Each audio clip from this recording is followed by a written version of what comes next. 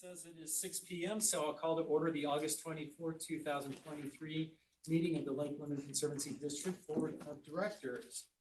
All members are present and in attendance, so we certainly have a quorum. I will start with public comments, so any individuals wishing to make comments tonight, please come up to the podium, identify your name. If you know your sub-area you live in, please identify that as well. Request that all comments be kept to approximately 3 minutes. Any individuals wishing to address the board tonight?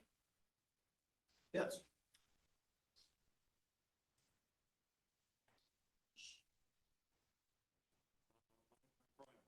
District 2.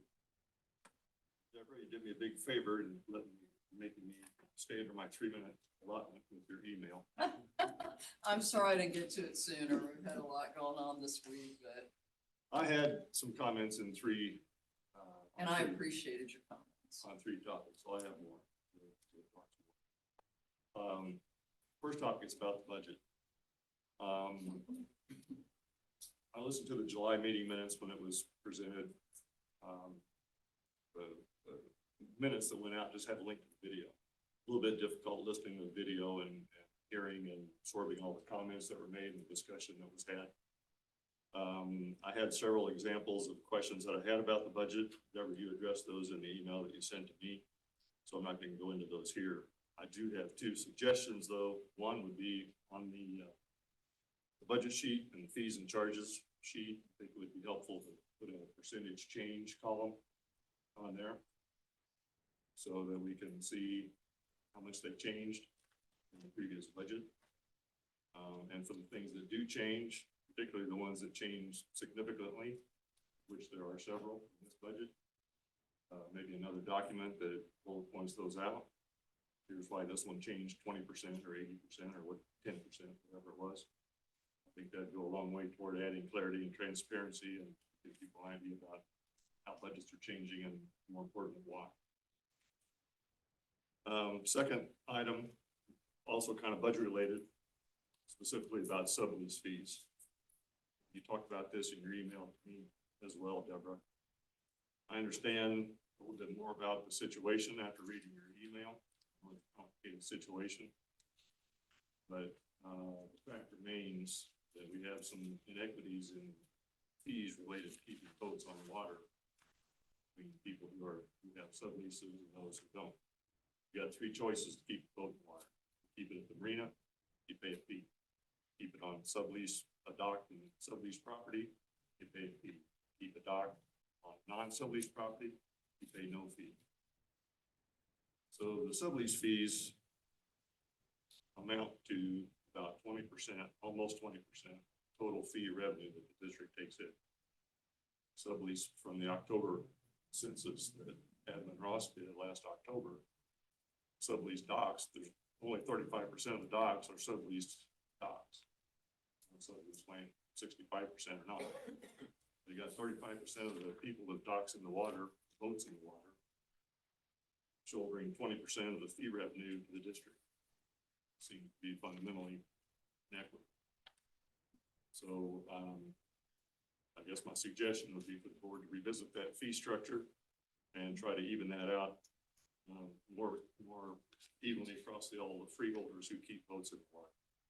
I'd also, related to that, refer to the December board meeting where there was a agenda item to talk about a resolution from the past about sublease fees and HOA exemptions and so forth. When I read that resolution, it seems to create a precedent for assessing fees for non-sublease dock placements. That item was tabled in December, so it hasn't been talked about because we didn't have a full board at that time. Third item has to do with communication. This 3-minute public comment period is great, but it might not be ideal for getting feedback from the district as a whole. So I would like the board to consider having board members have periodic meetings with their freeholders, maybe twice a year, to get feedback from a wider range of folks who don't attend the meetings, who don't listen to the videos, still have opinions, and as a way to get those comments from freeholders back to the board. That's all I got. Thanks for listening. Thank you very much. Appreciate you being out tonight. Good comments. Anyone else wishing to make comments tonight? And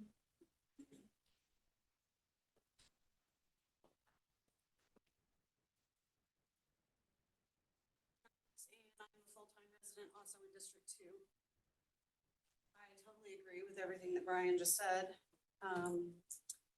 If fees continue to increase at the rate that they have been since 2019, I'm not gonna be able to afford to live here. I'm gonna be run off from my home. Period. I mean, if I give up my sublease, I lose so much equity in my house that would be stupid. So if they keep going up like this, I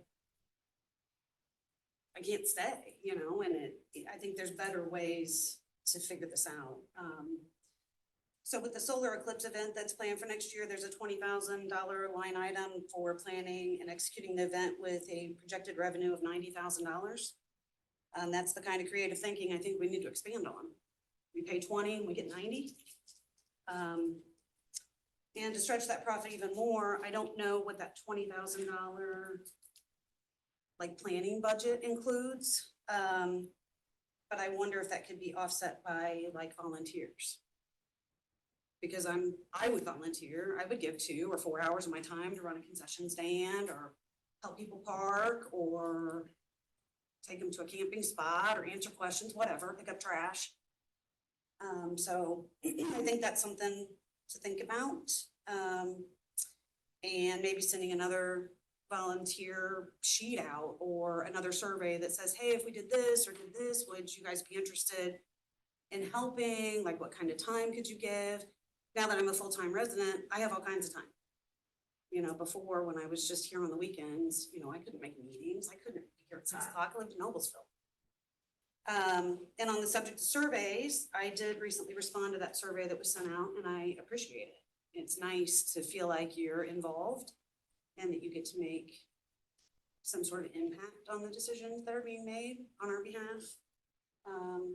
And you guys asked for ideas for events and I listed several, but you know, I'm just doing the survey in like 10 minutes.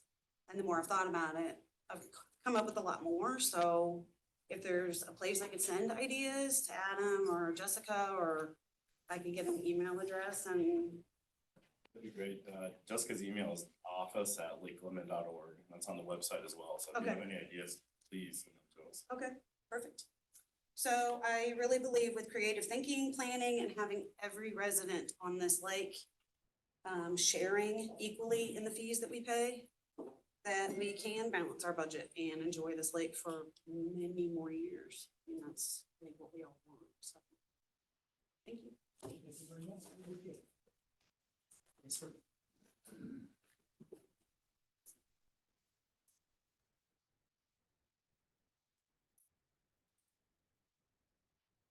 Vince Britt, District 7.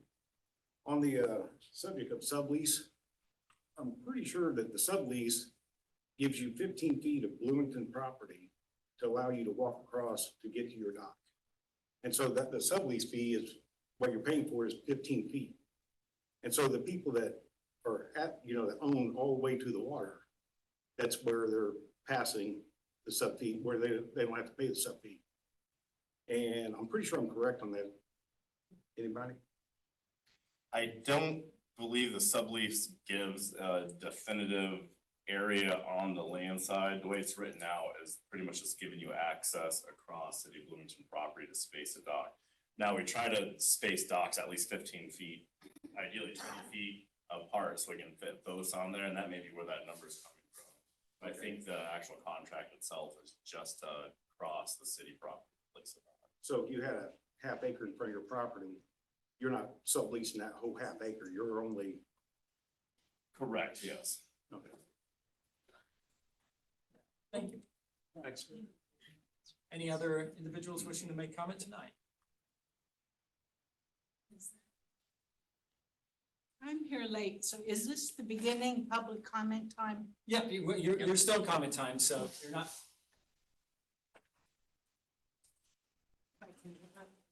I'm Rebecca Ball, and it's B-A-L-L, because it was spelled wrong. Couple of comments that what's really hitting hard this year is knowing that, yes, in the budget is the 100% increase with the special tax that we knew was coming. I'm having a hard time with that. I'm on a fixed income and it's not a whole lot of money. And with the cost of living increases in gas and everything, it's hard. So I didn't know if there was a way that we could just sort of, for a year, drop that 100% to 50% or something, because it's very difficult to fixed income to stay on the lake, which I love.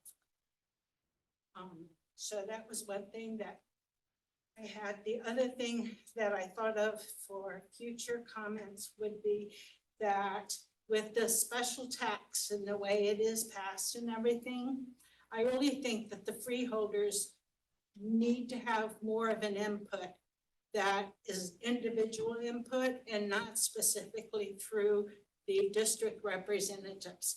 So if there is going to be an increase in the special tax, and let's say like it is, it's 100%. I believe the individual freeholders needs to have a vote on if that should be passed or not, because of the impact that it has on all the different freeholders. And say it can be passed at a 60% yes vote. So I'd like to see that policy looked at and considered. And I forget what the other thing is. Come back if you think of it.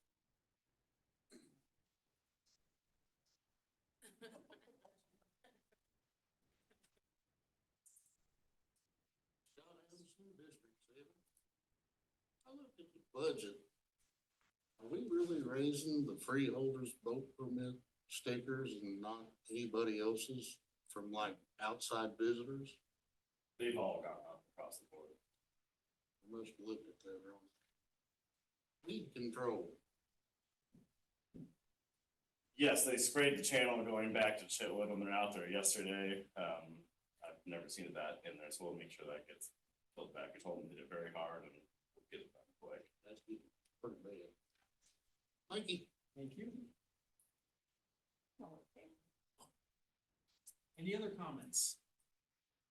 Seeing none, we'll move on to the third item, approval, July 27th, 2023 board meeting minutes. Hey, Michael? Yes. Can we just address the process on the budget, or do you want us to talk about that at the budget time? Why don't we talk about it at the budget time? All right, and then also what would have to be done to impose a fee on those that have riparian rights already? Yeah. So approval of July 27th minutes, any discussion before I get a motion? Steve's made a motion. Do I have a second? Second. Second by Les. Any discussion? Seeing none, all those in favor signify by saying aye. Aye. Opposed? Motion carries. Treasurer's report. In your board materials, you have the financial statements as of July 31st, which we're glad to get through the biggest part of our season. It gives us a better view of where we're at on things. I kind of want to point out a couple of things on the cash side. Right now, the checking and savings total just under $1.8 million. If you notice, the construction account went up, increased pretty significantly to that 598,000. What we've done is any money that was collected just on the special benefits tax for hydraulic dredging was put directly into the construction account so that we can, fiduciarily have that accountability and that transparency that is what that's going for. Point out too that we do have the cumulative conservancy fund in that very first cash line item, which is sitting at just a little over $77,000. So we keep kind of trying to build up money there. So overall, our total assets are about 2.6 million. We owe $1,065,000 on the bonds.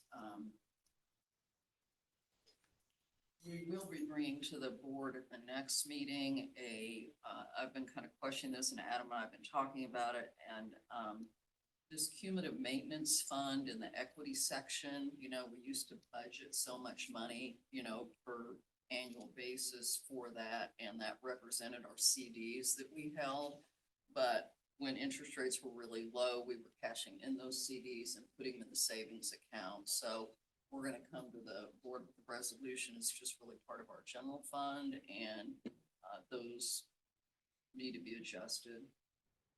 Yeah, so essentially it'll show, talk to the state board of accounts on this, how to get everything pretty clear in regards to what they would like to see. And really, since the savings and those funds have been used in conjunction with the general fund, they recommend that we show all that within the general fund. So there'd only be two funds, the general fund and the Conservancy Continuous Improvement Fund. And then that cumulative fund and savings would just be represented in the general fund. Now, we will have on our financials, we will still have the savings account and everything broken out, just on the state reporting invested, but it just. Moving on to the income statement, if you look at July and then the year-to-date January through July, a couple things that maybe jump out as unusual items for this past month. In other income, we had $31,349. That makes us year-to-date at $43,000. We got paid that $15,000 for the barge rental, and then that also represents receipt an insurance check for the bathroom roof, which we will still be getting about $4,000 more for that. They hold it back until I think it's totally replaced. Probably the biggest unusual expense line item was our water testing that we paid for, the $10,255,000. So overall, we had expenses of $40,000 and net income of about $197,000. And again, that's because we really took in during the month of July, the Brown County tax came through. We had gotten the Monroe County the month prior. I just maybe want to touch on a few things of where we're at compared to last year. Couple things to note, our watercraft permits, year to date, we've collected 136,000. Last year, it was only 122,000, so that was an increase of almost 14,000, so that's a good thing. Our park reservations, whereas we keep trying to, find alternative sources of revenue to supplement our budget so that we don't have to tax the freeholders as much. Those are up like $11,000, so that I thought was pretty significant. And then obviously, the big line items on increases are the hydraulic assessment for Brown County at $64,000 we collected, and for Monroe County, it was about $176,000. On the expense side, if you look at that, year to date, we didn't have the operations supervisor position last year for most of the year, so that's kind of the biggest increase there. We did have money in event planning, about a $4,200 increase there. Sediment mitigation, we've actually paid less so far toward that than we had the year before, so that's a decrease.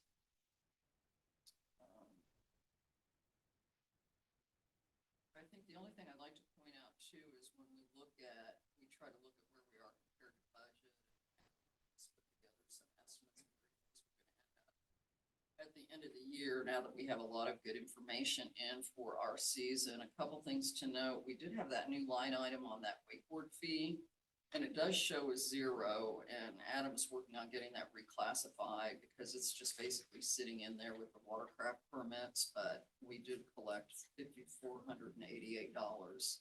16 dailies and then 26 annual passes that we sold. So 5,400 will come out of launch fees? No, it'll come out of the 4,000 watercraft permits. Yes.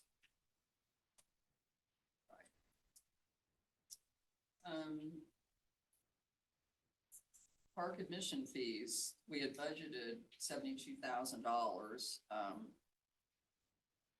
and we collected 60,000 thus far on that, so we're gonna have to kind of hope the weather is good and hope that we get some more in park admission fees. Pretty much the park reservations offset those park admission fees, so those are a little bit, I think, lower than what we'd like to see, but I don't know how you think. Yeah, I think the we're gonna 4th of hit that. July, having the rain all weekend and no power, like really kind of hit us. Yeah. It hit us in the park, we did do good on the fireworks. Regionally too. It wasn't just us, it was the whole area. I think, you wanna speak to like admissions where we are? Yeah, I mean, I think, doesn't it say we're like 1.8% behind at the end of, and I think we've even closed that gap in August. Right, good. So we're like, I think at this point, it's like 95 cars, over, so, last year. But yeah, I did look at like from 2018, taking out 2020, cause it was just COVID and it was kind of crazy, to 2022, and the average over 4th of July this year, we were like way below. So really, if you just replace the average of those years with this year, we would actually be doing quite well. It just was kind of an unfortunate. We budgeted pretty ambitiously, and I think that weekend was unfortunate. I think a lot of us kind of wondered, should we be postponing the fireworks or not, or should we go ahead and have them? We went ahead with it. Alrighty, so are there any questions from the board on the financials? I don't got a chance to take a good look at them or not. Entertain any discussion there. And Brian, I was quickly kind of doing the math, because when you were mentioning those sublease fees at 20%, we can talk about it later, but I'm kind of getting like more like 13%. So anyway, our mission continues to be to try to diversify our revenue and have alternative sources of revenue. Happy to discuss the details with you offline on that. That'd be great. Spreadsheet exercise of my own. Oh, good. I love it. I really appreciate your comments. Yes, Malcolm. So my understanding of all this comes mostly from the graphs. Okay, so I really like having the Okay. graphs. What I think would be helpful, I don't know if this is a accounting kind of thing to do, but if you were to split the budget into 12 pieces and show where we stand on average over the budget, are we on budget, above or below, month by month? Would that make sense? It would, and most software systems that are pretty sophisticated will do that, because of the seasonality of our, Yeah, I get it, would have. we've got, Lots we of can't bumps just and- do 112, 112. We've got to really kind of be like this. So we can talk about that and see how we could Like probably weighted. within a spreadsheet kind of come up with that and feed the don't wanna make information more to work. our financial people. And I make all these in Excel, so give me a call and we'll see what kind of, or we can chat and I can probably come up with something that would satisfy. But I mean, I think even for the compared to budget, like what you're kind of saying is, this is our year-to-date budget through July. This is where we thought would be, Yeah. versus the whole year, you know what I mean? That's how a lot of organizations do it. Good comment. So would it be proper to say that the launch fees or the daily permit fees and the watercraft permits are their annual fee? Is that accurate or? Watercraft permits includes everything except for, the launch fees would be both annual and daily. So there's like a $7 charge for daily or the 30 and some odd dollar charge for annual for non-residents. And then the watercraft permits would be annuals and dailies. So that includes all the permits, and then just the launch fee is separated out. Okay. And I think that Ross had done quite an analysis and trying to look at, we were talking about that, like, how can we look at daily, we were talking about admissions Yeah, I think really, what- but trying to look at the change in our Right, like, visitors, if you will. As we get higher on the daily, are we getting more annuals and like, where's that? But I think you're asking like, is the wakeboard fee in these? I see, it's not. Yeah, but I think what you're saying is like so the launch fees would not change if we took the wakeboard fee out. What we need to do is on the annual watercraft permits, 4,000, yes, there will be some that comes out of that will be in whatever line item we make. For that. Well, I thought the whole reason Les pushed for this was to use that money for erosion control. I thought that was the whole purpose of. That's the main impact of wakeboarding. So if we're not seeing any impact on collecting money for ballast boats, then we wouldn't be able to really put that income towards erosion control or riprap or. Well, it's minimal. I mean, we budgeted 8,000 and we collected $5,488, and that reclassification is gonna be made and it will come out of there. That'd be nice. And so that we can track it if that's. Yeah, what it'd be you're nice to know asking. too, how much of that is daily and how much of that is annual as well. Cause the pushback I'm getting from people is, it seems that the freeholders are, carrying the brunt of the money to take care of the lake and the park. Whereas the people that come in, are not carrying any of the brunt. And I'll talk about that during the budget talks or during the fee structure here, but, you know, I think that's probably where our focus should be is. And the non-residents are required to purchase those annual and daily wakeboard passes as well. So later on in the year, it would be good to give a presentation kind of on like the full scope of impacts from the boats. I know the most obvious one is kind of the impacts on erosion and shoreline. But in a lot of the studies, some of the other really big impacts in shallow lakes like ours is resuspension of sediment and nutrients, which increases algae and vegetation growth, as well as if you're traveling, you know, in less than 10 feet of water, that prop wash actually chops up that milfoil, which spreads it and it settles out and grows through fragmentation as well. So there's really an impact on the cost as well, water testing and the vegetation management from. Shouldn't be Mike surfing in 10 foot. Like, to your point, I think it would be beneficial to be able to have a better understanding of what percentage of the fees that we're collecting are non-resident, and break it down between. For all, Right. launch, watercraft, thank you. We can do that, yeah. Ross actually I has, don't know about resident and non-resident we can do launch, that. but we We've can. been talking for years to upgrade. You brought up things from Carmel, some of the accounting forms and, you know, it just kind of seems like that just went on the wayside. You know, we didn't even look at doing, you know, a better accounting. This is One Right Plus. This is old One Right Plus that we're getting here. I used this in the 80s. But what it amounts to, Mike, is that, as you well know with your county background too, it's like you have to decide what information you want to collect, which I think that is valuable, but it has to happen at the cash registers. You know, you've got to have that detailed information so that you can make that entry, so you can put it in that general ledger account. can- And we some can- of that they have. We can present that Yeah. towards the end of the year. We do have all of our line items are broken out by freeholder, non-freeholder, daily. So we have all that information on our I cash mean, reports. you all can the put a big passes. sign above the cash register about, you know, somebody's paying for something and they look up at the board and they say, oh, okay, 4315, 4316, whatever. I We mean, have that We have information. that, yeah. okay, but it's not represented here. It's, Yeah. this is all summarized, yeah. Okay.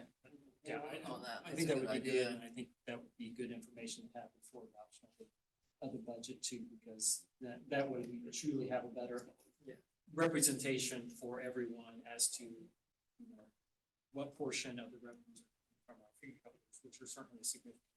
And what portion is coming For from. next month, and we'll have a report that has all that information broken out for freeholder. What Mr. Postlethwaite said, I hope I got your name right, sir. Sublease map. I have not received a sublease map for the lake. I would hope to get that. Do you use sub area 1 or Mike? What was your? I need that changed. Sub-area The 7 or- Comcast is not, when I bought this new computer in 3 months ago, I said, my computer crashed and my Comcast crashed. So if you would change that on the website, Sub-area 7. 7, yeah. Michael is sub-area 1. Yeah. Sub-area 7 at lakelemon.org, if you'd send that to me. Okay, I will Yeah. send that to you. So I don't want to take up too much of your time because I got a lot of things here, but okay, I think, so you can clear my email. Thank you. Thank you. Okay. Next item on the agenda is to ask for the approval of the vouchers, for the July report of claims at $31,204.61.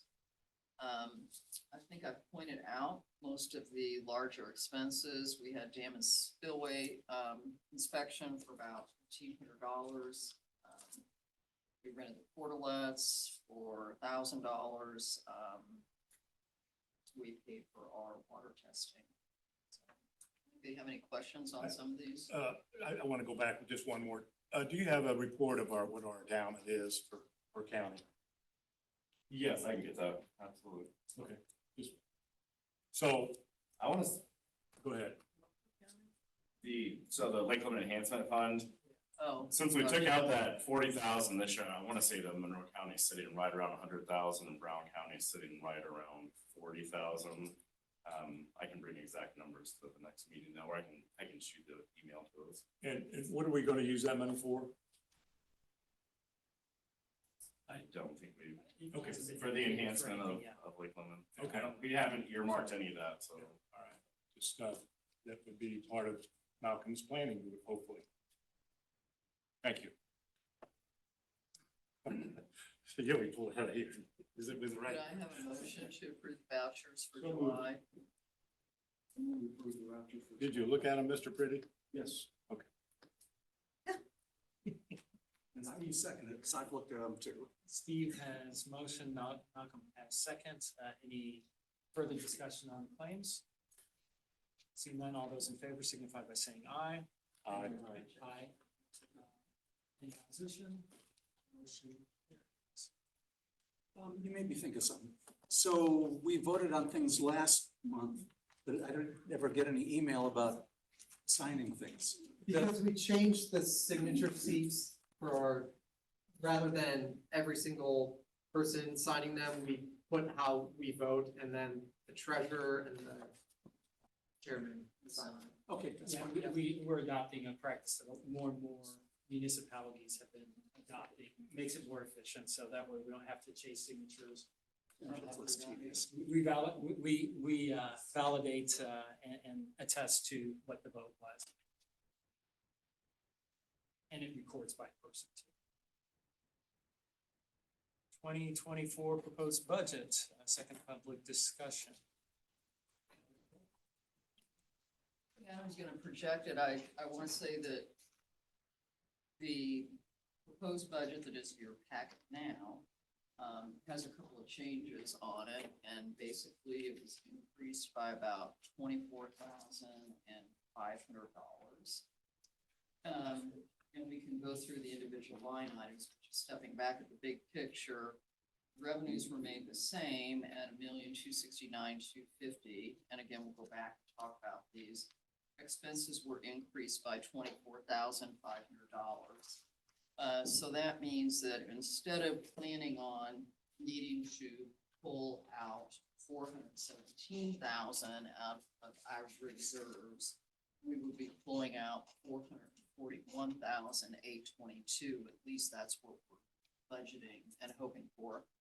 I do want to point out that Adam and I had a meeting with the DLGF on August the 16th, which basically makes us go through, what our remaining expenditures are for the year, what our cash balances are, then where we're going to be in 2024. I specifically posed the question to her about whether or not this kind of gave her any heartburn or any concern that we were going to be digging into our reserves to that level, because that means we're maybe going to have $500,000 or so.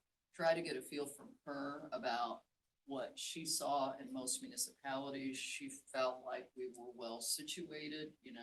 My experience, most organizations try to have at least like 6 months operating budget and reserves if they can. So this contemplates trying to get as much sediment out of the lake as possible using the additional hydraulic dredging assessment, if you will, which is the same as last year, so there's not gonna be an increase, but it's not gonna go down either. And then So- to that line as well, we've been undergoing our 2021-2022 biannual audit with Department of Government Finance and State Board of Accounts. We actually had our exit interview this morning. We had absolutely zero findings, and he said we have as clean of an audit as you can get. And it's actually was giving us kudos as one of the more organized and responsive special districts that they did, which was a little over 100 districts that they're dealing with right now. So it was a completely clean audit, which was very good. Those are done every 2 years. So I think at some level, the minutes should reflect that we had a clean and qualified audit, the staff did a good job, and I want to thank you for coordinating that. A lot about of a it is the 4-month response. process. And we do get questions about that cumulative improvement fund that was sitting there, so we're gonna follow their suggestion, but there were no internal control issues, nothing reported, and Mike and I were in that conference. Okay, so now we can start back at the top. I kind of wanted to give you guys kind of the big picture of the few changes that were made, because any changes we want to make, we need to make at this meeting or before. Correct, yeah, kind of the way the rules are written, once you get into the actual public hearing next month, you can only lower the budget. So first off, this is the Conservancy Continuous Improvement Fund. This is that set rate tax of $0.033 per $100 of assessed value. We're estimating about $57,000, a little more will come in next year. That only changes when the assessed values of the property change. That's not something where the rate can change, so it's strictly rate based. It doesn't have anything to do with the amount of money that's requested. We've mostly earmarked those for park projects and improvement, and we are looking at utilizing that to enhance the bathhouse and some of the other items that we've had in our master plan, and that people have requested in the park. So we're allowing that to build up right now. If we look over to this area, so far, we have, let me go down to the next slide.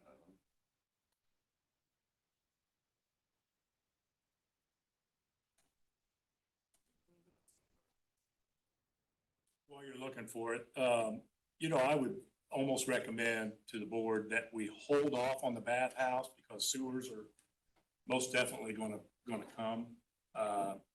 They have, they've had their public hearing, they've got, council, they've got financial people. Helmsburg will be fixed first. And then once the Helmsburg plant is fixed, they will take care of the, property owners that are in Helmsburg. And then they plan on coming, west towards the lake.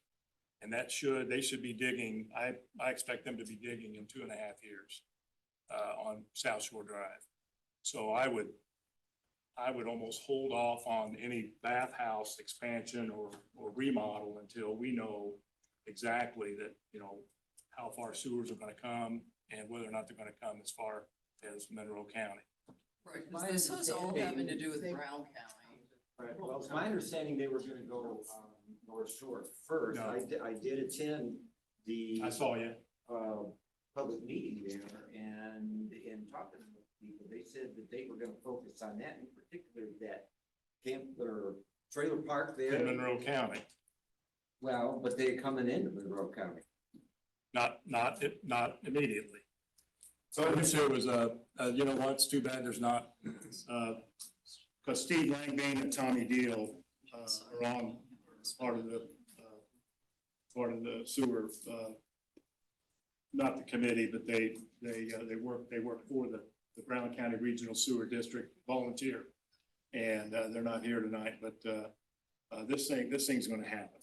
Well, I think we Before need you to present get better. anything on the bathhouse, we can show the phases of the sewer and where it's gonna go. Well, and we don't have expenditures. I think what you want to do is plan. I the think we're bathhouse is getting gonna- ahead of ourselves on this discussion. Yeah. Totally. We're way I ahead mean, of all ourselves we're on the sewer saying part. is that, we need to look at that. We've got these surveys out. We're asking people what they want to improve on. And I think we need to look at that because I've heard conflicting information about this sewer and the ability to fund it and how far it's gonna go. So I think we need to have an update. And I just asked Adam that because I had one of my freeholders ask me about that as well. Like, where are we sitting with the sewers and the septic and all that? And if it's gonna be that long, then we need to we're gonna have to revisit that. So I think we need to get an update. All I'm with the saying is sewers here is people. that we're kind of earmarking those for capital improvements when and if that happens. And that's why I'm bringing it, yeah, this is the second time, the second read that you said that this money is earmarked for the bathhouse, and that's why I brought it up. It's Or just, capital improvements in general. so, you know, I wouldn't, I mean, I'm pretty sure it's a tear down. Yeah. Okay, Yeah, it is. so it's a tear down, and before you build a new one on top of the tank, you know, let's rethink this, Yeah. okay? So thank you. Absolutely. So this is also showing that continuous improvement fund. And really, this right running total is how much we have saved in there. We currently have about 70,000. We've only spent $7,100 this year of those funds. I think that's primarily the beach expansion, picnic tables, grills, that kind of stuff. That number might need to be updated because I thought I'll have to, yeah. I on the can look at cash, it says we've got 77,000. 77. Yeah, so that's probably not updated from the latest. Yeah, report. I did not have the Brown County taxes on that one. Alright, so you need to bump that up. So, over 70,000, but we're really not planning to spend any more this year of that, so that will continue to build up. And those can build year to year, we don't have to spend it, they can accumulate in there. And then, we did receive 57,619 this year is the estimated amount. So we have 57,000 plus next year, and that will change. So, Well, the one thing I would just like to put in our head, and I did hear from, and I'm really glad I heard from some of my District 2 people that really looked at this, but I heard from another freeholder in my district that said, you know, I'm not too in favor of putting money into the park because freeholders don't use the park. So just like file that in the back of your head. Same you thing I know. heard. Matter of fact, here's my I note. wanted to be sure I, you know, You know, why are we paying, taking money out of our taxes to pay for the bathhouse when it should be coming out of park admission fees? Yeah, I mean, so anyway, we can have that discussion later, but I mean, I think it's all kind of wound together as we look at where we use this cumulative improvement Well, money. one of the things to consider for the park though, is the park probably has the greatest opportunity for us to generate revenue. So we have to make investments in the park to be able to generate revenue, but it has to be done smart and in a manner that there's a return on investment. So. I would agree Yeah, with but you that. can't say we need to get creative on revenue but not put money into. Exactly, and I'm not saying that either, you know, I'm Yeah. one of the ones that has been pushing for improvements and trying to get alternative sources of revenue, so. Isn't there a bit of expectation from the utility board that we actually develop that for the non-freeholders or whoever wants to use it? It doesn't necessarily mean. Bloomington, correct, I mean, yes, there's public access to the park, so they own it, and we're required to maintain that park. Correct, within our lease, we're required to maintain that as the lease park. Park has a-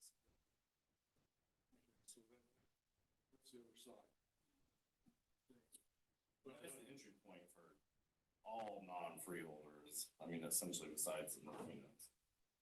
So almost every summer, for about 5 summers in a row, we used to have a volunteer day, and there's several people in the audience that used to participate in that, but that kind of just went away on the wayside too. Bill Rowling painted the bathhouse, with his own money, him and his wife.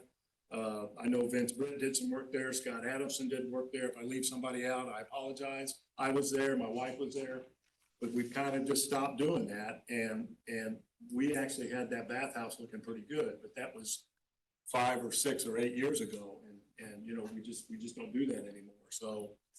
but we did pay recently. Lots of years perked up. Yeah, We some can volunteer seniors. help in the park. Well, and unfortunately, you know, some bad things that happen over time, and if we can correct those and get them corrected, you know, maybe we can, you know, do that again, but it's, you know, this raising of taxes and things like that, and boat fees and things, we really gotta really, sublease fees, we really gotta take a hard look at that, and I think that's what, that's the catalyst that broke the back.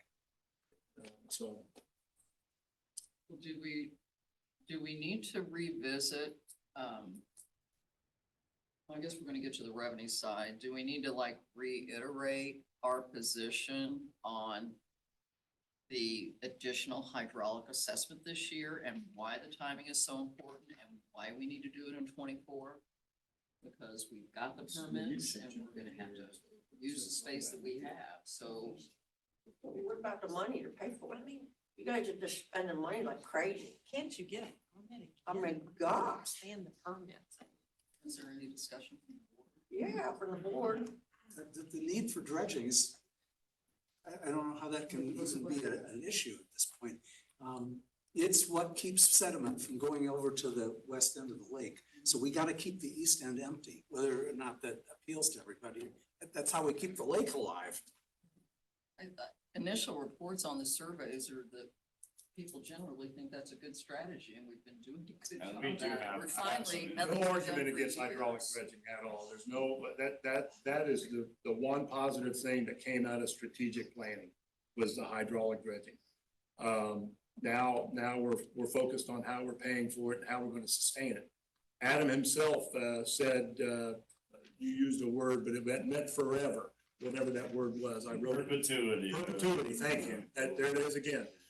We will need to keep that thing on the lake through perpetuity. And I would have to agree with that, going with him to Grand Lakes, Ohio, and seeing over a 100-year-old lake. This lake's not even 50 years old, and so, or 70 years old.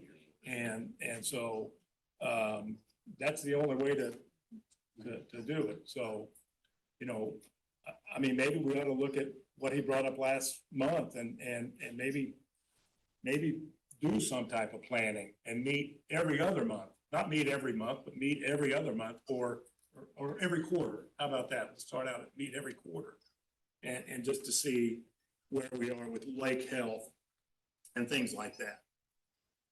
That way it doesn't tax you so much, as you said last month. There is a body of volunteers that want to do something and help and things like that and put their ideas forward. And there isn't really a forum for that. So I don't think we should be resisting. Well, I think we've paid a lot of money to consultants over the years to help us figure it out, and we're going with the consultant's plan, and,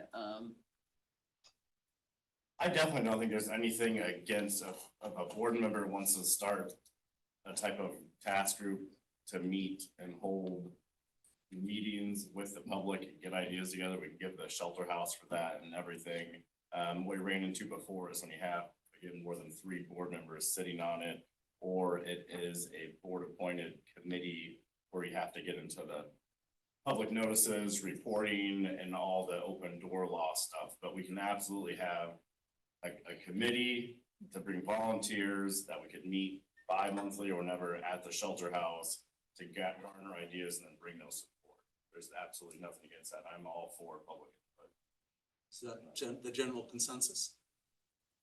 So what's the I don't purpose? know. I mean, what would be the purpose of this? What's the mission of this group? People have ideas about what the lake should do and how they should do it, Well, we can come up with something stupid. We ought to have a bridge club or whatever. And how do we get that going? So you're not talking about like revisiting how we're gonna dredge or? No. Well, I mean, it could be discussed, but it's not, Yeah. it only then comes to the board and the board says nah, or the board says yes. Well, I just don't wanna rehash what.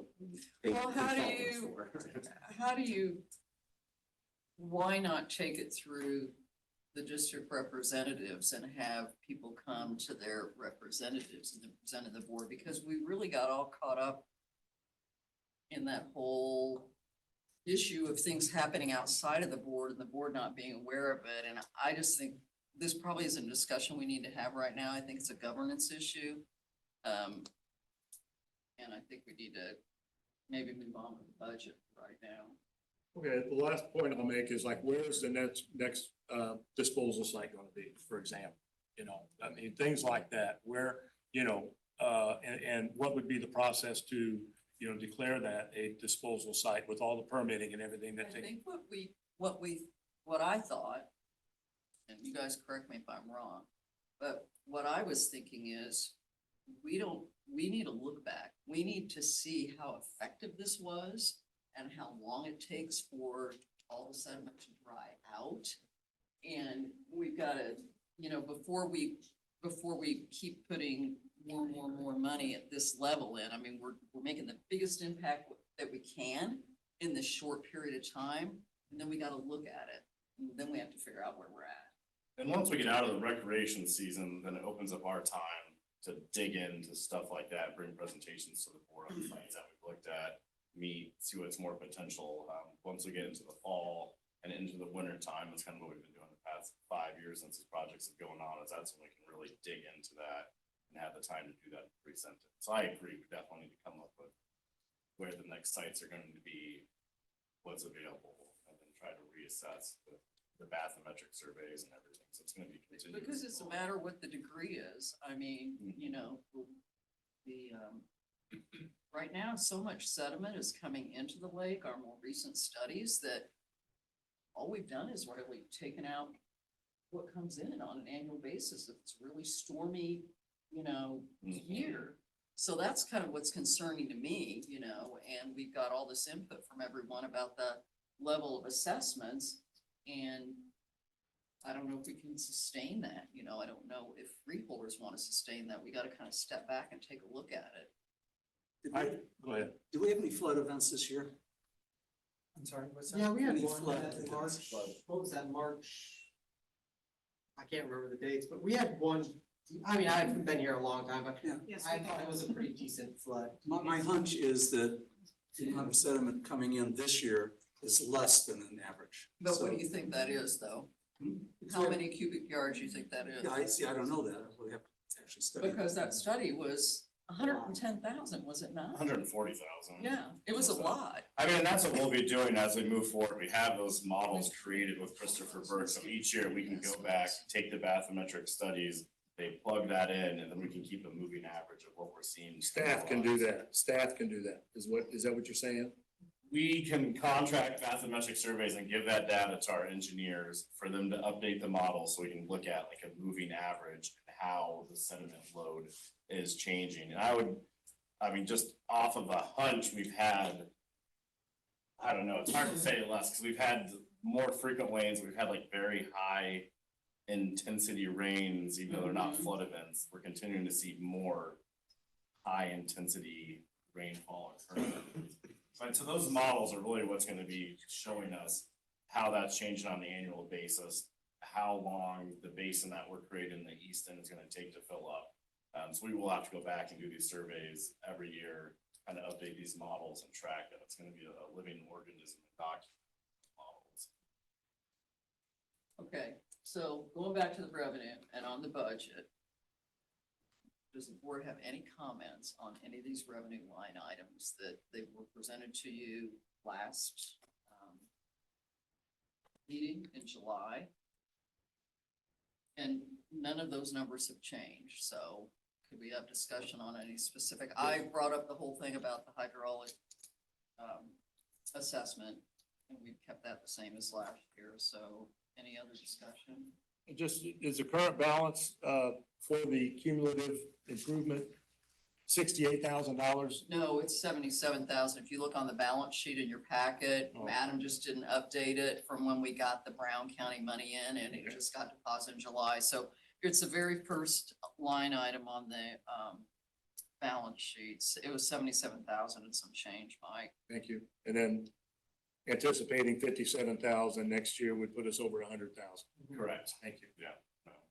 And then we have had a couple comments. I'll just comment real quickly on the sublease and dock fees. We have looked into that issue. Currently in the Monroe County ordinances, riparian owners are granted the right to place a dock on Lake Monroe, Lake Griffey, and Lake Lemon in the Monroe County ordinances. So if we were to look at a dock fee for everybody, it would be something where we'd have to go have City of Bloomington, since we're the leasing of the property, sponsor proposed ordinance change with the Monroe County commissioners.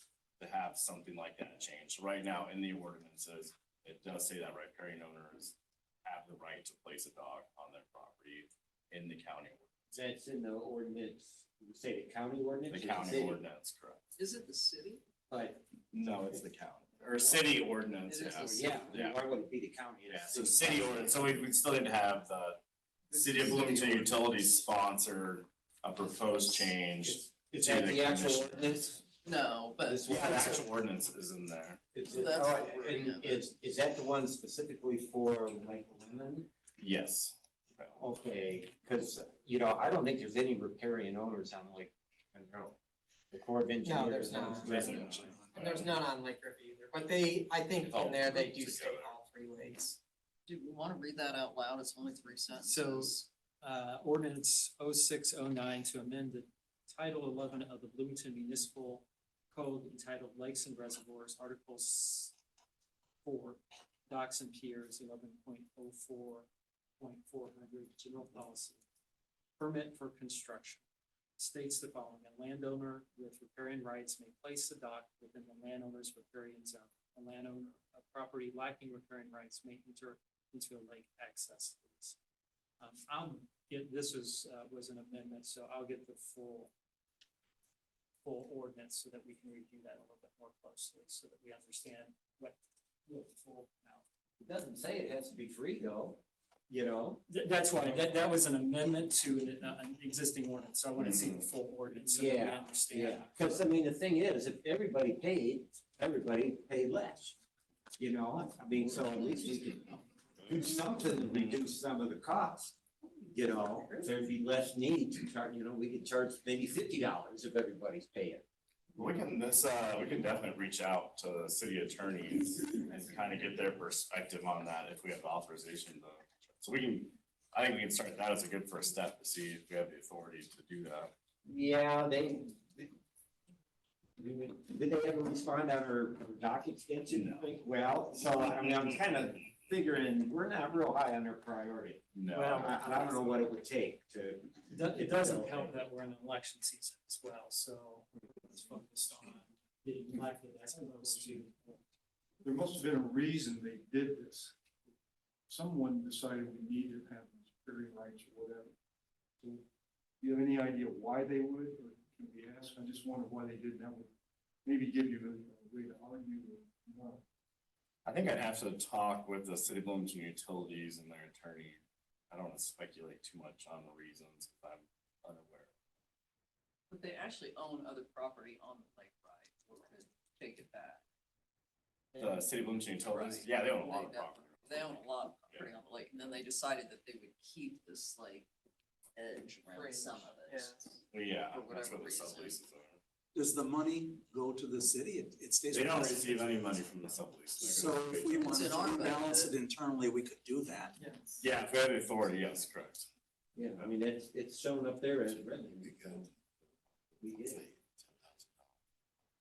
But as a taxpayer to Brown County, I pay all the way to the lake. And that's a different fee rate than somebody who has the city of Bloomington in front of them. I think And we- that's, And in Monroe That's- County, I pay all the way to the lake Right. too. And so that's why we don't have to pay a fee for our dock, Right, because we pay a different fee. We pay more taxes all the way to the lake. right, same. We'll try to get more information on that, because So it's one of those unique things that because the city owns us, we are subject to their ordinance. But we'll see what rights we have or don't have. And then it may ultimately be a conversation with the new mayor, because I believe there will be a new mayor in Bloomington, if I recall, as well as to get a new ordinance, you probably have to have a counselor sponsor it, so. And that might be someone that has property.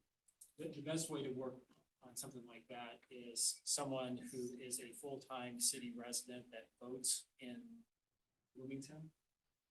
Usually will have a little bit more say than even us as a board who doesn't vote for city councilor, so that's how we find a sponsor to help us out. Besides the Bloomington connection. Only one that lives in it. So we'll move on to wages. The entire wage amounts are going up approximately, I think it was 9 point something%. The proposed wage increases were based on the Indiana State study that they did, which reorganized the fees at the state level and in the government districts. One thing that we have always had questions on, which I finally started trying to figure out how to do this, is what benefit are the freeholders getting from these raise increases? So actually what I was able to do was go back and look at the annual financial reports for Lake Lemon Conservancy District and Cordray Sweetwater, because I would say they're arguably the most similar to the Conservancy District. There's not many Conservancy districts that are actually lakes and doing stuff. Most of them are either just water, just wastewater, just fire. So they're kind of the most similar to that. And what I was able to do was go back, take out their fire services and ambulatory services, as well as take out their water services for the water plant. And then we actually looked at the ratio proportion of wages to the total government activities. So, the total government activities compared to what the wages and what that ratio is. So Cordray Sweetwater, when we looked at that ratio, was their wages was actually 30% of the total government activity. So everything that a Conservancy district does for Cordray Sweetwater, about 30% of that goes to wages. They do not have public access, they do not have dredging projects. So I don't think the Conservancy as much as the same level of services. But when we look at the Lake Lemon Conservancy District, actually that ratio drops down to only 15%. So only 15% of our total government activity goes to wages for staff. I mean, so if you're looking at that as a direct wage to government activity ratios, I would say you're receiving twice the benefit from wages for the government activities. And I do believe that's the most apples to apples way to look at that scenario and that question. So Debbie, you know, I'm a student of George S. Olive, right? So I've got to ask, so how many employees do they have? How many freeholders do they have? What is their annual budget? How many employees do they have? So About 30. 30 employees. Yes. How many freeholders? I think that that's an interesting comparison to do. Most nonprofit or governmental organizations probably have a way higher percentage of salaries and benefits. I guess from my perspective as the treasurer, I probably have to look at those numbers and look at the percentages and, it's interesting information and data. But I think what we need to look at here is what kind of increase are we giving our district manager? And it's about 9%. It's almost, Our it's cost of over living, 11. our cost of living is, the COLA adjustment's gonna be just under 9%,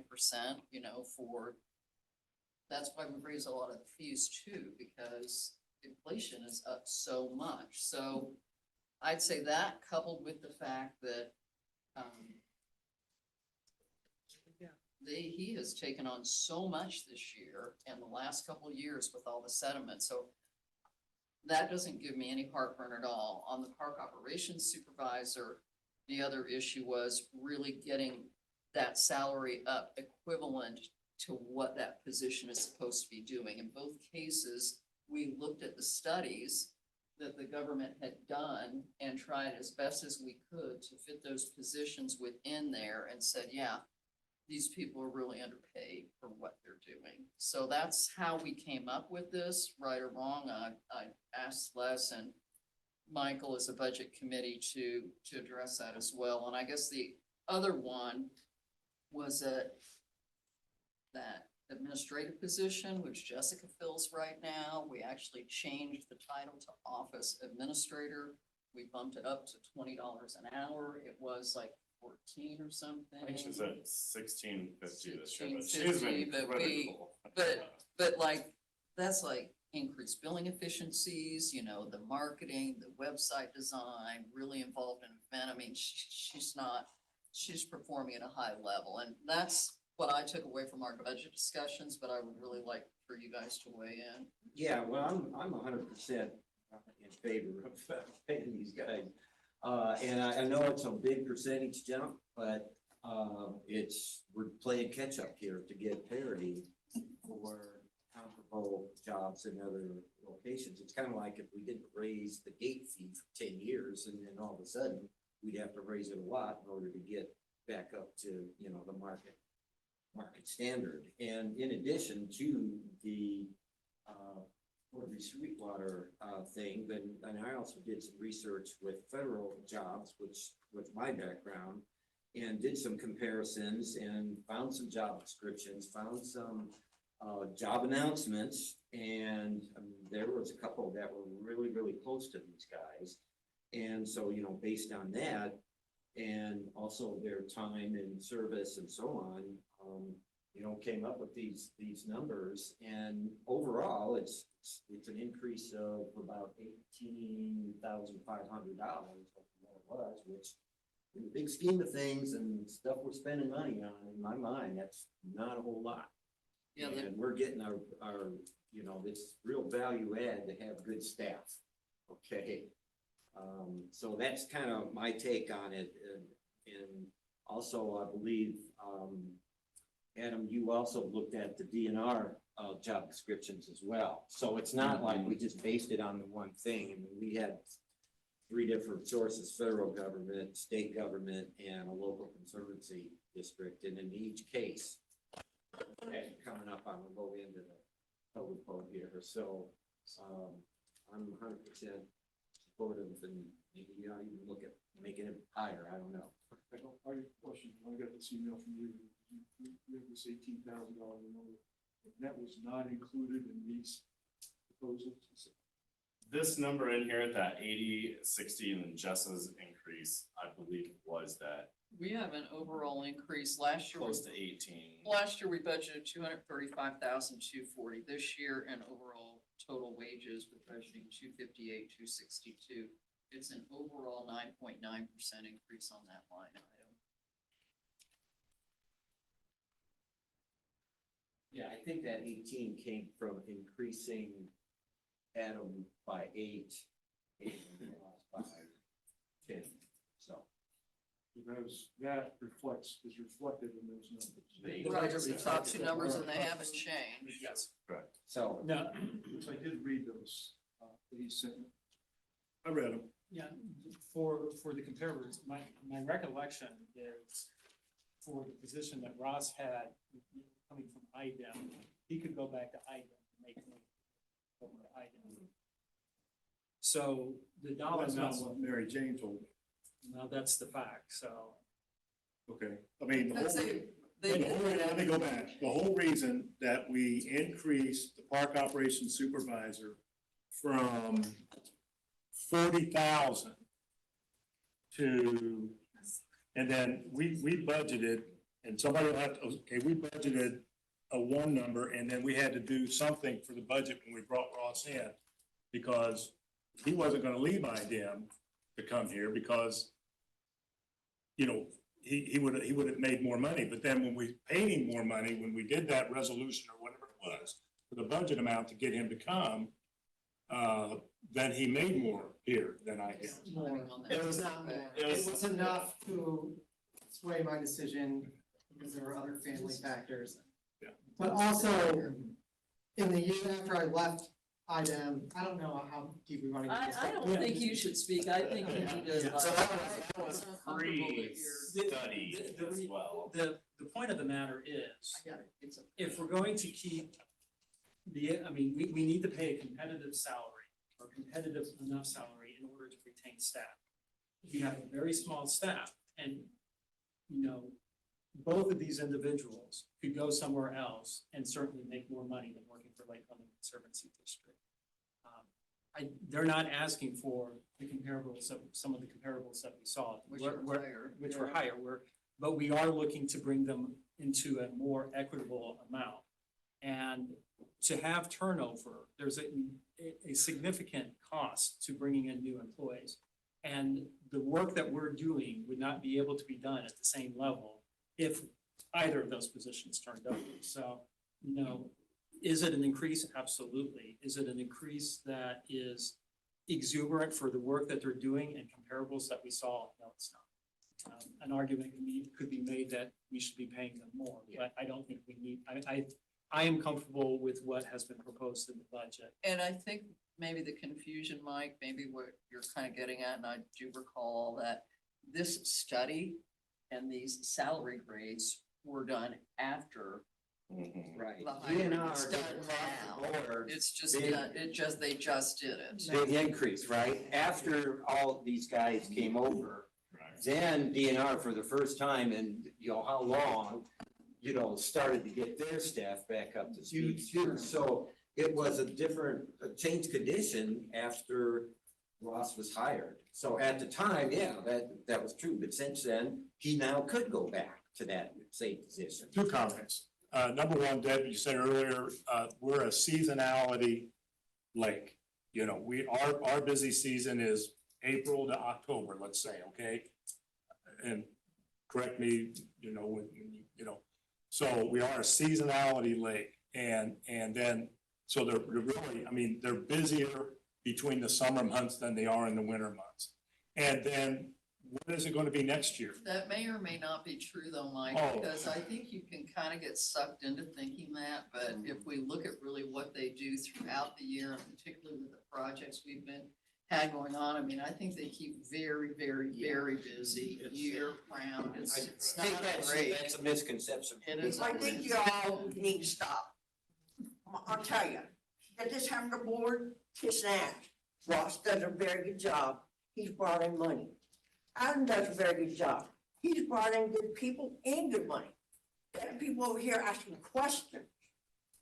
Now, my question and freeholders' questions. Are you bringing them up to pay rate? Is that what you're doing? Yes. Stated. That's what And then, and every 2 years, you take that little finance committee you got up there, and you give them raises, 2 or 3%. I never had anything over 5%, and that was the 80s and 90s. You're talking 9%, well, I know, I'm not mad at Adam or anything, I said, but you don't bring him up or keep him going. You just want to stand around and go, let's give him 115% raise. Let's take Ross. I think we're beyond our public comments. We're beyond everything in here. All right, move on. Okay. Yeah, if our proposal changes. Anyway. We'll go ahead and move on. We all good with, the board is agreeable on the income for our staff. Okay. Time to move on to another topic. So our general budget and supplies, there really wasn't many changes for that. Went from 47.5 to 48.8. Didn't even talk about it. No, yeah, supplies are all good. Services and charges, did bump up. We basically increased on the professional services. There's a new line item, $2,000 office cleaning service, 6315. And 6330 consulting services went up from your original budget was at 17.5 and we brought it back up to 30,000. That was, we added an additional money in case we decided to move more with Christie for next year, once we have the results of the survey and everything. So we do have money for moving forward with that for next year. And that's for the fundraising. Correct, for fundraising. And the only other thing that was really changed was the ramp repairs. We had in there $10,000. We got quotes back. Those are actually coming in between like 15 and 18,000 for the ramp up past the office there. But 20,000 should give us enough to redo that as well as hot patch some of the holes that we have there. So those are really the only changes. Is that the underwater part of the ramp or the No, approach? the underwater part of the ramp was good. That was actually done not too long ago with cement. So that would be the approach road from the ramp up almost to the gatehouse. So- Malcolm, it looked like he had a comment. Oh, no. Okay. So the grand total of services and charges, when you saw them last month, was 282.5, and right now they're 307,000 even with those changes. Questions, comments, concerns from the board? Service and charges continued, those numbers all remain the same. So is that, Capital debt, is the repairing the ramp, is that a continuous improvement? Is that coming out of that chunk? it's not in there right now because we kind of wanna look what's happening with the sewer, what's coming with that, what we wanna do Yeah, for a big capital. makes sense. Right now, it's under the general fund, so it is not in the But contingency. it's probably something we could pay for. It could be used for that, correct. In our 2024, the capital debt in summary, $15,000 for new work pontoon. And then we do have $1 million for the sediment mitigation, plan for next year, which that has not And changed from the last time. And I do wanna make the board aware that, Adam and I spoke and I approved an $18,000 expenditure that we have in the budget for this year. Maybe that was gonna be in your That'll be in my manager's manager's report. Okay. All right, so overall revenues, 1,269,250, hopefully. And, expenses at 1,711,072. That puts us in a deficit position by 441,822. That's the money that we will kick in from the Lake Lemon Conservancy District in order to maximize our sediment for the current disposal sites that we have today. So which one is what we're kicking in? The 440. Moving on to the fees and charges, and this is kind of what we use to base our expected revenue. So when we look at the fees, I mean, this first line, let me zoom in a little bit. This first line right here, getting back to what are we raising? The non-resident, over 10 horsepower annual fees are going from 119 to 130, so non-residents are being raised. The proposed raise for the residents are $80 to $85. So those are going up 5, the non-residents are going up about $11. Under 10 horsepower, non-residents are going from 78 to 84. The residents are going from 54 to 57. Personal watercraft, non-resident 200 to 210, resident 162 to 170. The commercial guide is staying the same. As soon as we put that in there, the commercial guides left Lake Lemon. The daily rates are the over 10 horsepower is staying the same, and then under 10 horsepower is going up $1. That's actually what we could go up. I think we could have raised it an additional like 30 cents. Our total fees are based on the cost of living index. So in our contract, we have a base fee when the conservancy was formed, and we can only raise it in accordance to the cost of living index. So most of these fees are actually at the upper end of what they can be, and primarily changes past that under our current contract with the city would be based on cost of living index to go any higher. So we're pretty well capped out. Let me stop you right there. Why wouldn't we go back to the city and raise those fees like what they have at Geist? I mean, they're $20 for a daily permit and $40 on the weekends. We certainly can explore their interest in doing so. I mean, you heard from several people here, and myself included, that, you know, rather than us pay for improvements at the park, you know, we should have the people that are coming in to the park, you I know. think it's a balance, and I think that, we're trying to look at what our visitor trends are, and we're getting a little bit nervous. The people that frequent our park, you know, that we're capping them out as well, so you can see trends in terms of attendance and things of that nature that are kind of giving us a little bit of cause to pause on that. We sold 6 non-resident jet ski passes this year. We sold 6 since we've gotten to that level. $35 gets you an annual pass for any vessel to any of the state lakes. So I think that's one of the things, we have a direct competition with Monroe. Our fishing tournaments are coming in less because they don't have to pay a tournament fee to go to Monroe. And they also can just buy their annual passes there. I think that's one of the differences too, when you look at Geist, is that's owned and operated by the water and not a conservancy district. So we are in direct competition with You Monroe, probably and need we to look at have the seen people that it. go to Geist. Well, there's 2 million people that live within an hour of Geist. Yeah. Well,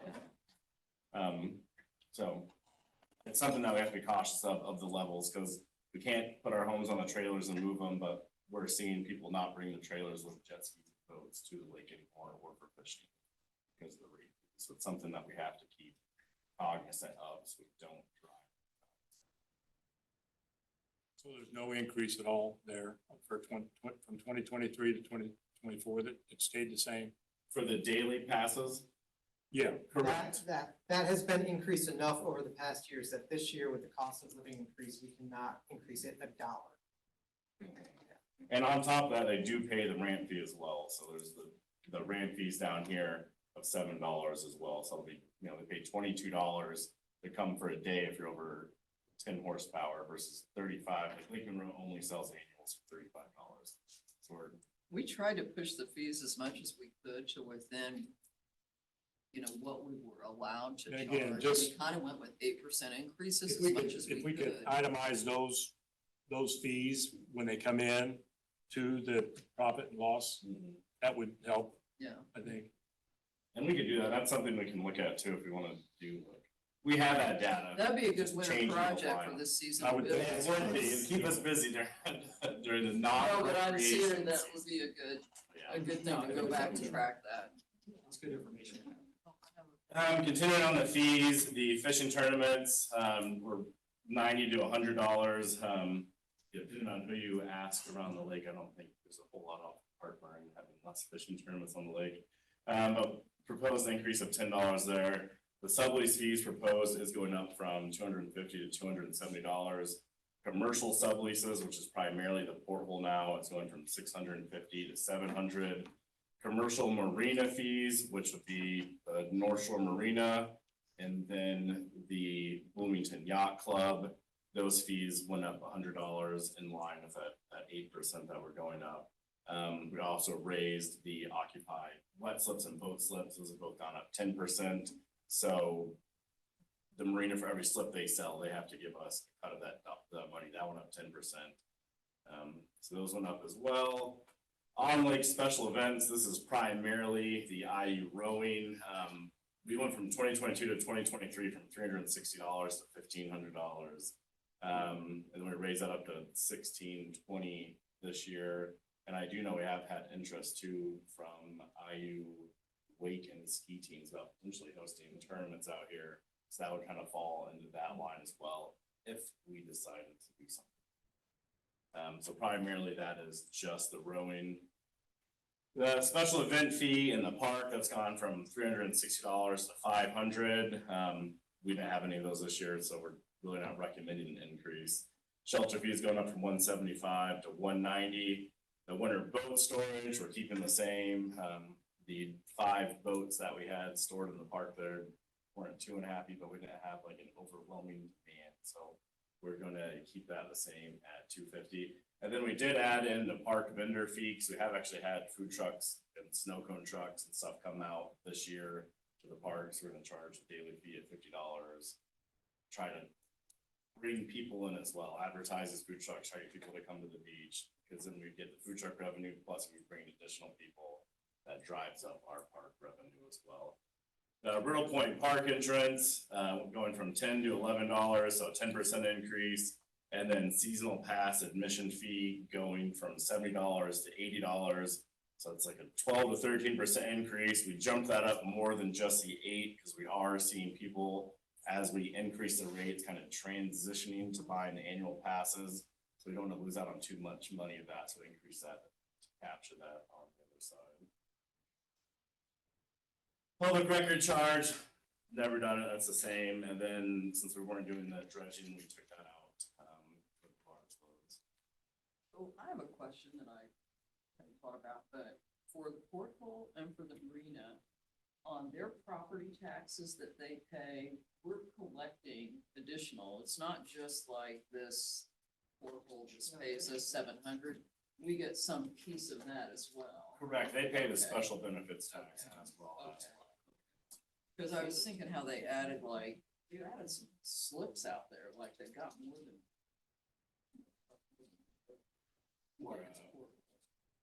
Like by extending their dock. It's supposed to be like 6 or something. Yeah, so we So I'm do just capture, wondering. yeah, we have the dock fee and then we do get their tax. tax. And then that would be that, Made me wonder if we should increase the top. I was thinking. potentially. So the fees aren't locked in place at the same like the rest of the budget is. We have to do a fees and charges resolution. We started doing these in advance, actually, with the guidance of Michael a couple years ago, so we can take that into consideration as we do the budget. So there will be a fees and charges separate resolution that sets these at a future meeting. I think we generally do that in October when we do. the budget But this is what the adoption. budget is based on. I think it's important to approve them simultaneously. It's different resolutions, but the budget is based on the fees and charges. So we'll have a resolution at the September meeting for these fees and charges. October is when I October. generally. So that will be separate. So that is. Discussion. We've taken up most of the meeting. Yeah, all right, we will move on. from that. The next we'll go into. Yep. That's Manager's fine. report, go on. All right, so I will, I'm actually gonna pull up the little PowerPoint that we did. It's pretty nice to convey information.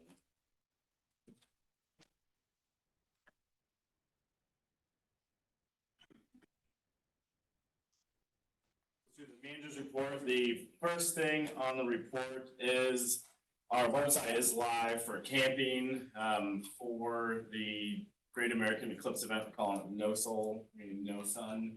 And actually that went live yesterday and we've already brought in $1,500 from that. We sold 3 camping passes at $300 a piece and an RV at $500 within the first 10 hours of that going up. Did you know those people? No. They filled out like pre-registration that we had, but they were from South Carolina, Massachusetts, Kentucky. Kentucky. Yeah. Nice. So we had people that came in pre-registered, we had all that contact information, pushing a couple hundred, so we sent all that out as well, so. And we've updated on all the national websites and everything that our stuff is live, so I think expect to see those running in. I'm not gonna go through the website too much, but click on this, that is all live though on our site, we are collecting. We did budget money for this for next year, so if we bring in an extra $80,000 this year, we're gonna adjust that budget next year. And the 20,000 event fees generally were, that came up earlier. Yeah, I mean, really, that's, Like security, borderline. yeah, portalets, looking at security, looking at a stage, looking at a tent in case of inclement weather. And then that's not just the, I mean, we made, end up spending a decent amount of that on this, but that's also gonna be if we do the music part. That would include any of the events that we do. So already having reservations come in, actually. Oh, yeah. Yeah, we have applied to the IU Center for Rural Development, has a micro grant they're doing for this. So we have letters of support from a few organizations that we partner with, and we are putting together an application. Well, it's basically put together, and we just have to submit that. So we're hoping that we get a grant through them.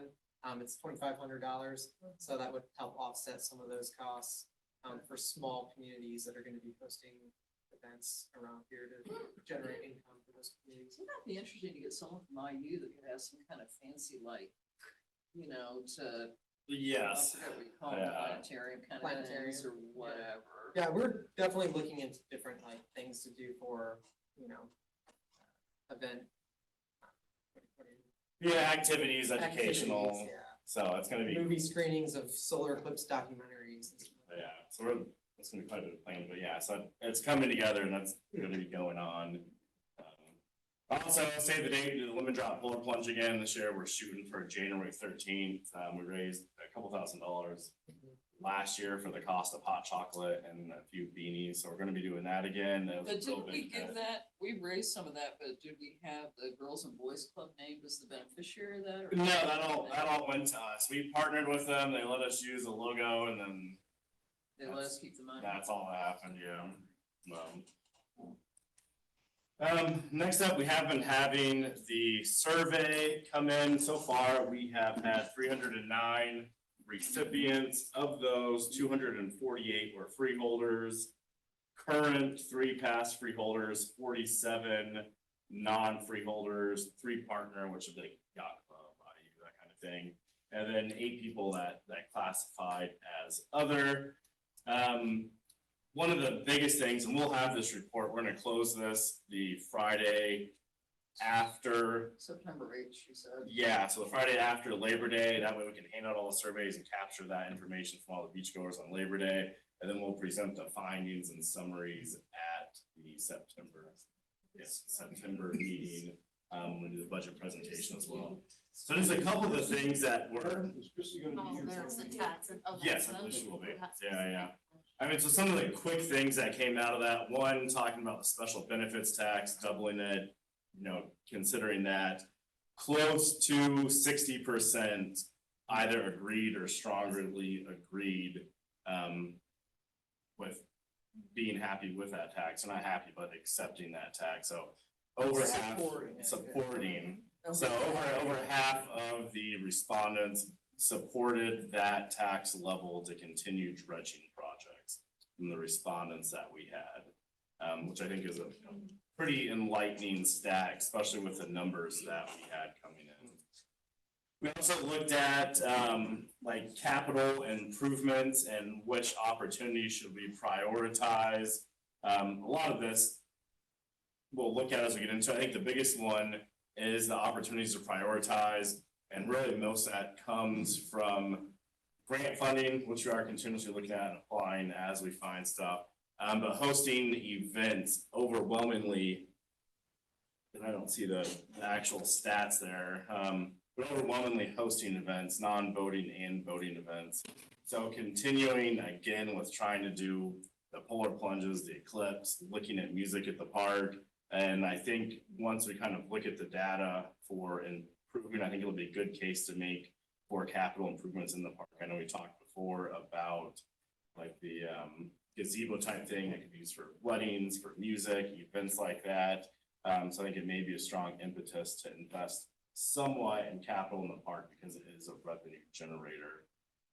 So I think that was something interested as well. And that was, you know, primarily the biggest thing to raise funds between taxes and fees was hosting additional events. For the dredging update, I'm gonna kind of run into it. This is the overflow pond. This was taken 2 days ago. It's pretty crazy. This sediment that's coming out of the pipe is actually over the outflow level. So I think we will be able to push over. I think we're at 100,000 yards. They're actually doing a survey today and tomorrow. So the next meeting I can give an update on actual yardage removed. But we are pushing past that 100,000 mark. So this is the upland site. Upland. The upland Yeah, site. you said the wrong word. The upland site, I think primarily this is because we've started using the polymers or flocculants to help combine the sediment, help it settle out faster. So I think we will be able to approach that 120,000 plus the way that it's settling it now in that upland site. I mean, so I think that's all very good news. These images were actually taken yesterday. When do you think that shift will happen then? I mean, it's still, we've been tracking the TSS, so total suspended solids. And we've actually been seeing that drop down since we started using the flocculant. So we're basing that every week we go out and we do a sample of what's coming back next week. We don't want sediment returning to the lake. So we do a sample weekly to look at that. And it's really going to be based on once that total suspended solids goes above the level where we believe that stuff is entering back into the lake. So And in consultation, with IDM, so that. correct. Yes, yeah. So in consultation with IDEM, and or DNR on that specific. So what about the folks that were affected by that pump? I mean, because we told them it was gonna move earlier, I think, and. We haven't heard anything since that. Again, I do think that the biggest complaint was the continuousness of it, not necessarily decibels, just that it has been running.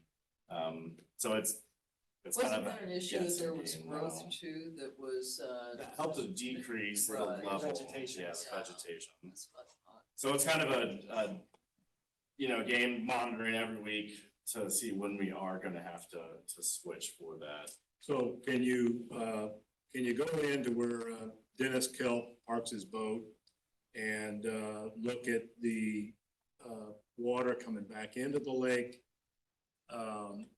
I was told over the weekend that the sediment is coming in to the lake right there too.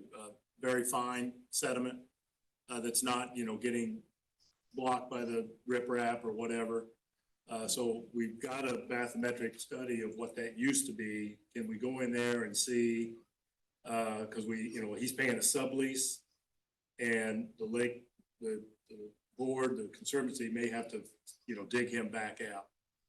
So if you guys can go in there and, So we do track, we can't do a bathymetric in-house, but we do, that total suspended solids that we do is on the outflow side of that pond. so, well, I mean, you can see where he's parking his boat and it's, I mean, it's, the water's turning colors right there and it's, I mean, it eventually, as a matter of fact, I had a guy tell me that I don't know what the depth of water is, that the lotus or the lily pads or whatever won't grow, and they're not growing.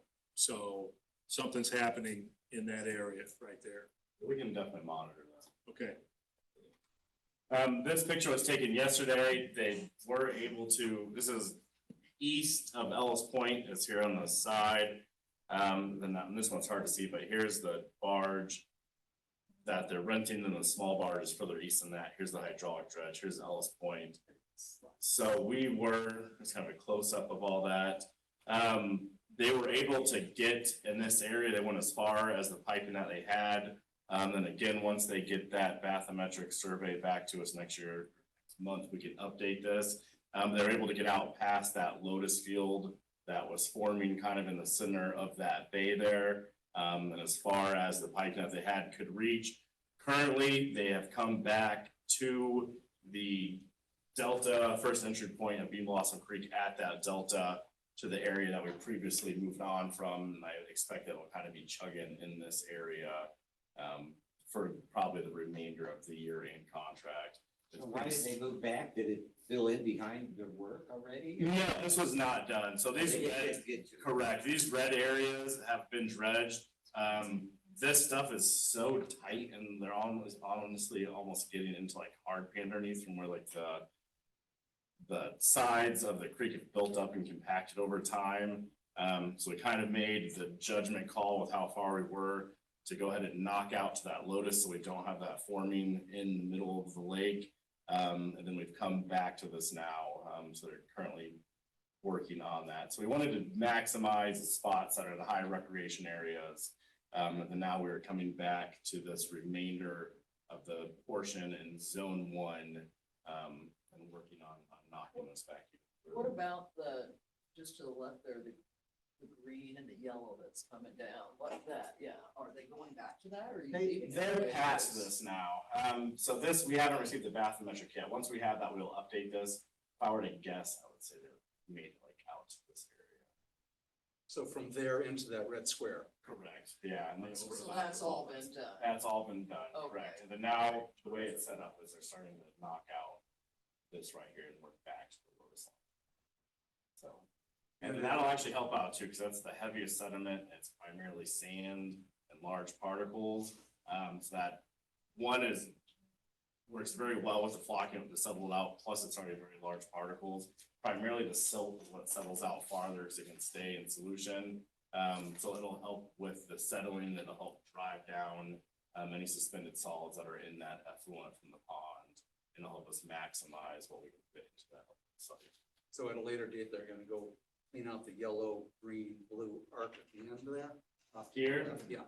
That, I don't think they can actually fit there with the piping that they have now.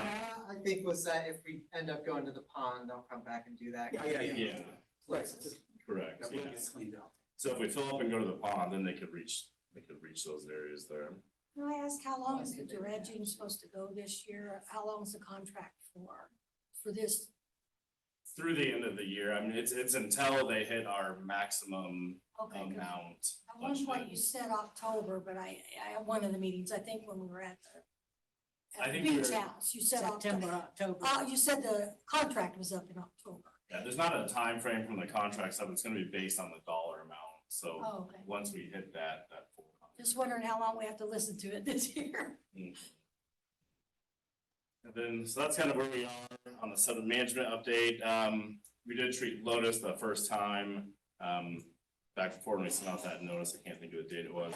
It came back out Wednesday as well. We hit the channels where the Lotus is coming in, the second treatment on what they already had hit, and then we'll make sure that they take out stuff that's along those channels going back in the Chitwood area, so.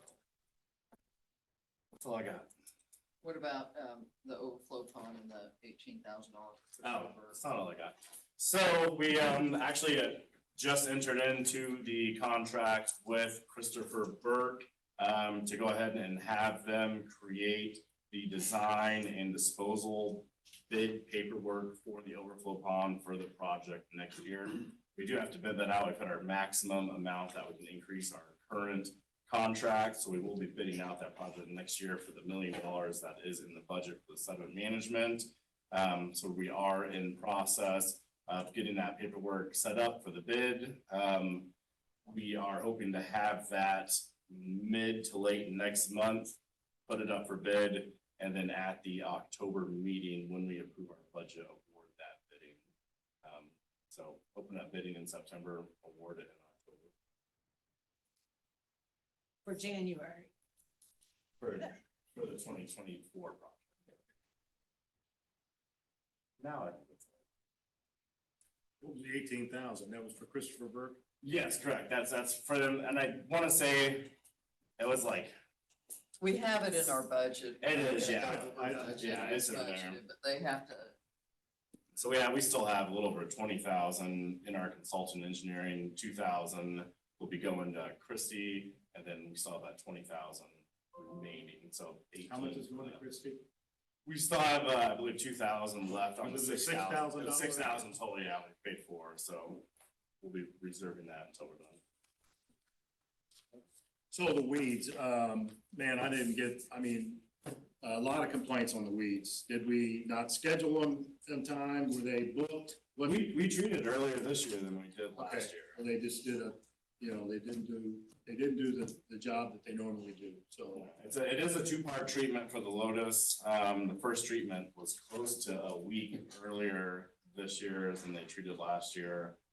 Then we just did the second part of that treatment, so it does take the two treatments to kind of knock. So when they treated in Solomon Harbor, that died, it turned brown right away, but the creek channel, it didn't. Yeah, and Take effect, And they do guarantee the 90% kill, okay, biology and. just let them know that you're under hot water because of it. Yeah, correct. So the manager's report is concluded. For new business and correspondence of future agenda, our next meeting will be September 28th, 2023, 6 p.m. here at the CBU building.